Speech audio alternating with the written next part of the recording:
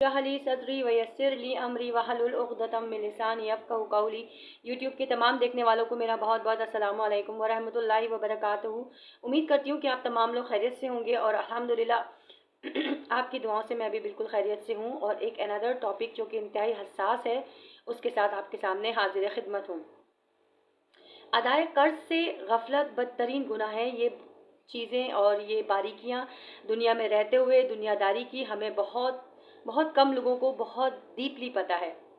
جیسے کہ حضرت موسیٰ رضی اللہ تعالیٰ عنہ سے روایت ہے کہ نبی پاک صلی اللہ علیہ وآلہ وسلم نے فرمایا کہ اللہ کے نزدیک سب سے بڑا گناہ ان کبیرہ گناہوں کے بعد جن سے اللہ تعالیٰ نے سختی سے منع فرمایا ہے وہ یہ ہے کہ بندہ اس حال میں دنیا سے رخصت ہو کہ وہ مقروض ہو اور قرض کی ادائیگی کے لیے اس نے کچھ اثاثہ بھی نہ چھوڑا ہو۔ قرض سے متعلق نبی پاک صلی اللہ علیہ وآلہ وسلم کے تمام ارشادات کے سامنے رکھنے کے بعد ایسا معلوم ہوتا ہے کہ یہ ایسے شخص کے بارے میں بات کی جا رہی ہے جو بد نیت ہے، یعنی کہ قرض لینے کے بعد دینے کا ارادہ کوئی نہیں اور اس کے لیے وہ ٹال مٹول کر رہا ہے۔ ایسی بات نہیں ہے کہ اس کے پاس پیسے نہیں ہے یا وہ دے نہیں سکتا، بس اس کی دینے کی نیت نہیں ہے۔ اور آپ یقین کریں ایسی صورت میں اگر وہ مر جاتا ہے تو واقعی مقروض نے ایسے بدترین گناہ کا ارتکاب کیا ہے جس کی معافی کی امید ہی نہیں ہے۔ یعنی کہ ہمارے معاشرے میں اور ہمارے جو جتنے بھی ارد گرد کے جو حالات چل رہے ہیں، جتنی مہنگائی ہے، لوگ روز بروز مقروض ہوتے جا رہے ہیں۔ یعنی کہ قرضہ لینا تو ایک بہت عام سی بات ہو گئی ہے، اور قرضہ لوگ لیتے بھی ہیں اور جو ہے نا وہ دن مقرر بھی کرتے ہیں اتنے دنوں کے بعد یا اتنی تاریخ کو ہم یہ قرضہ ادا کر دیں گے، لیکن ایسا ہوتا نہیں ہے۔ وہ قرضہ ادا نہیں کر پاتے اور اس کے بعد جو قرضہ دینے والا ہوتا ہے وہ پے در پہ اس کے ذہن کے اوپر وار کر رہا ہوتا ہے کہ بھائی مجھے قرضہ دو۔ اچھا، بعض لوگ ایسے ہوتے ہیں جن کا ارادہ دینے کا ہوتا ہے، جن کی نیت ہوتی ہے، بس ان کی ایک مجبوری ایک مشکل ہوتی ہے جس کی وجہ سے وہ قرضہ اتار نہیں پا رہے ہوتے۔ اسی طرح حضرت ابو قتادہ رضی اللہ تعالیٰ عنہ کا بیان ہے کہ ایک شخص نے نبی پاک صلی اللہ علیہ وآلہ وسلم سے پوچھا، یا رسول اللہ، یہ بتائیے کہ اگر میں خدا کی راہ میں صبر و ثبات کے ساتھ محض اس کی رضا اور آخرت کی جزا کے لیے لڑوں، پھر ذرا بھی پیچھے نہ ہٹوں، تو کیا میں اس حال میں شہید ہو جاؤں تو کیا میرے سارے گناہوں کو بخش دیا جائے گا؟ نبی پاک صلی اللہ علیہ وآلہ وسلم نے جواب دیا، فرمایا جی بالکل بخش دیا جائے گا۔ پھر جب وہ شخص لوٹ کر جانے لگا تو نبی پاک صلی اللہ علیہ وآلہ وسلم نے پکارا اور فرمایا، ہاں سب گناہ معاف فرما دے گا مگر قرض نہیں۔ مجھے جبرائیل نے اسی طرح بیان کیا ہے، یعنی کہ ان کو اسی طرح وحی دی حضرت جبرائیل علیہ السلام نے کہ قرض معاف نہیں ہو سکتا کسی بھی حالت میں۔ ہم لوگوں کے لیے لینا کتنا آسان ہوتا ہے، یہاں تک کہ ہم نے اپنے بچوں کو بھی ایسی عادت ڈالی ہوئی ہے کہ ہمارے بچے بھی اگر ہم پسندیدہ چیز کی دکان کے اوپر کھڑے ہوئے ہیں تو آپ یقین کریں وہ اپنے دوست سے 10-15 روپے قرض لے لیتے ہیں، اور یہ قرض ان کے اوپر اتنا بھاری پڑ جاتا ہے۔ اکثر ایسا ہوتا ہے کہ وہ لے تو لیتے ہیں لیکن دینا بھول جاتے ہیں۔ ظاہر ہے ایک بڑی رقم ہوتی ہے نا تو اس کو دینا جو ہے نا وہ لوگوں کو یاد رہتا ہے، لیکن چھوٹی رقمیں نا لوگ اکثر بھول جایا کرتے ہیں اور لینے والا بھی بھول جاتا ہے۔ ظاہر ہے چھوٹی رقم ہے، اس کے اتنے زیادہ استعمال کیے کام کی نہیں ہے تو وہ بھول جایا کرتا ہے۔ اس لیے ہمیں ہمیشہ احتیاط رکھنی چاہیے کہ اگر ہم جیسے کہ عام دنوں میں خواتین ہوتی ہیں، کسی سبزی والے کے پاس گئی ہیں یا کسی دکان والے کے پاس کچھ پیسے اگر کم ہو گئے ہیں، ایون یہ میرے ساتھ بھی ہوا ہے کہ کچھ پیسے بھی اگر آپ کے کم ہو گئے ہیں تو آپ جو ہے نا وہ بولتے کہ نہیں جی اگلے دن آ جانا۔ اگلے دن کا ہمیں کیا پتہ، ہم نے مرنا ہے، ہمیں جینا ہے، ہمیں کیا معلوم اگلے دن کا۔ وہ ایک 10 روپے کا نوٹ بھی ہمارے لیے کتنا بڑا بھاری پڑ جائے گا، کہنے کو صرف 10 روپے، دکان والا بھی بھول جائے گا، آپ بھی بھول جاؤ گے دینا، لیکن اللہ یاد رکھے گا کہ نہیں جی اس بندے نے اس سے لیا تھا۔ اس لیے کبھی بھی میں تو یہ سمجھتی ہوں کہ ایسی ضرورت کو ہی ختم کر دینا چاہیے جس کے لیے آپ کو قرض لینا پڑ جائے۔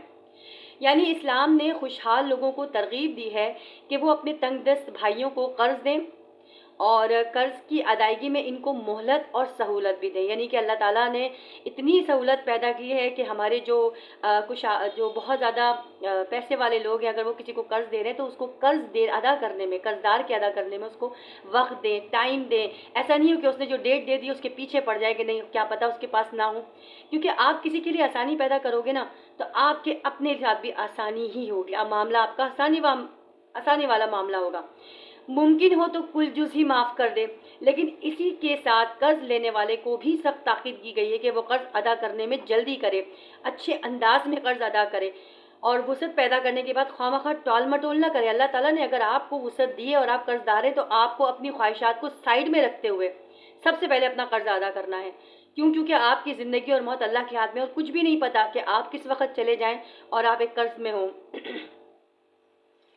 قرض لے کر دینے کا ارادہ، ایسے لوگ بھی ہیں جو قرض لے لیتے ہیں، دینے کا ارادہ نہیں رکھتے۔ ایسے لوگوں کے لیے حد یہ ہے کہ نبی پاک صلی اللہ علیہ وسلم نے مقروض لوگوں کی نماز جنازہ پڑھانے سے بھی انکار کیا ہے۔ کتنی بڑی بات ہے کہ نبی پاک صلی اللہ علیہ وسلم نے ایسے لوگوں کو جو کہ مقروض ہوتے ہیں، جن کے اوپر کچھ پیسے ہوتے ہیں اور ان کا انتقال ہو جاتا ہے، تو آپ یقین کریں ان کا نماز جنازہ پڑھانے سے بھی انکار کیا ہے۔ تو ہمارے لیے کتنا بڑا اس کا مقام ہے کہ کسی سے بھی ایک روپیہ نہ لیں، کوشش کریں کہ اپنے ہی بلبوتر پہ قائم کریں اور اپنے اخراجات کو اتنا زیادہ بجٹ سے باہر نہ کریں کہ آپ کو جو ہے نا وہ قرض لینا پڑ جائے۔ جیسے عموماً ایسا ہوتا ہے کہ جب انسان مکان بنا رہا ہوتا ہے یا پھر شادی کر رہا ہوتا ہے، آپ کو پتہ ہے ان تمام یہ کام ایسے ہیں جن میں بے دریغ پیسہ لٹایا جاتا ہے۔ اور ہمارے یہاں تو لڑکی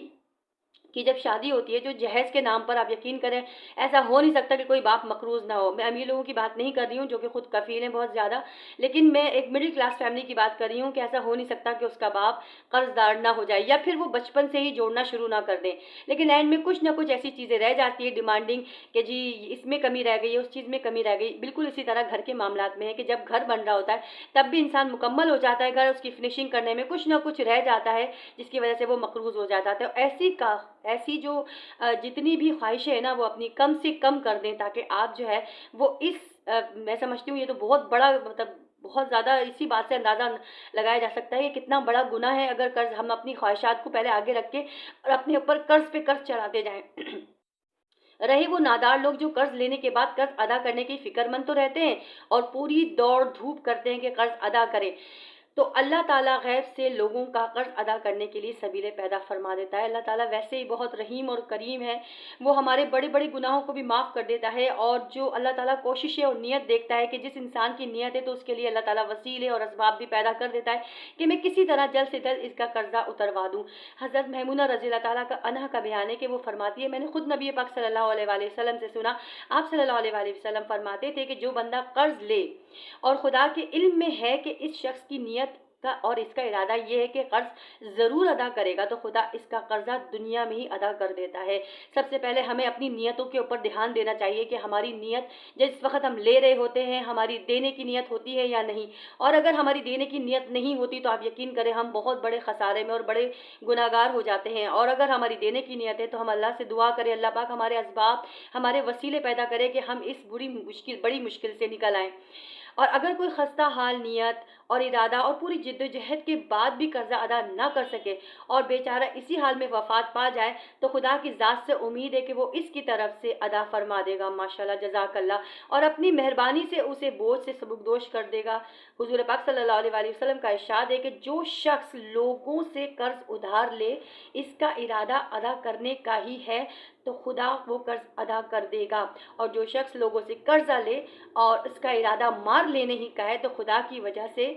اس کی وجہ سے اسے تباہ کر دے گا۔ اللہ معاف کرے ایسے وقت سے اور ایسی چیزوں سے اور ایسی خواہشوں سے جس کی وجہ سے ہم مقروض ہو جائیں۔ اللہ تعالیٰ ہم تمام لوگوں کو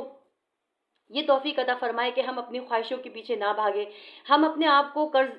قرضدار کر کے یا اپنے اوپر قرضے کا بوجھ لے کر ایک بڑے گناہ کے مرتکب ہو رہے ہیں، اور جب تک یہ ادا نہیں ہوگا ہم مشکلات میں گھرے رہیں گے، ہمارے کسی کام میں خیر و برکت بھی نہیں ہوگی۔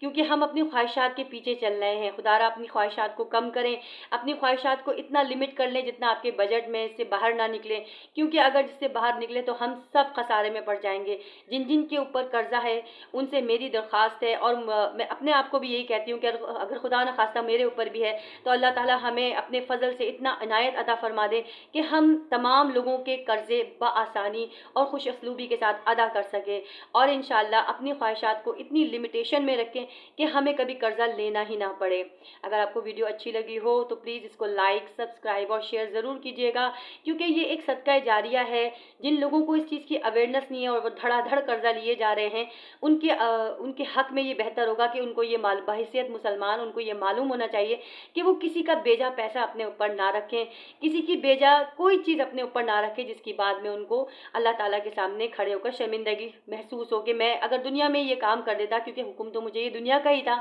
اب تو صرف سزا اور جزا کا معاملہ ہے، کیونکہ قیامت میں کوئی نیکی یا کوئی بدی صرف اور صرف سزا اور جزا کے لیے ہوگی۔ جتنے اعمال کرنے ہیں، جتنی کوششیں کرنی ہیں، وہ ہمیں یہی کرنی ہے، دنیا میں ہی رہ کر کرنی ہے۔ انشاءاللہ اگلی ویڈیو میں ہم ایک اور اچھی حدیث کے ساتھ حاضر ہوں گے۔ آج کا سیکشن میں صرف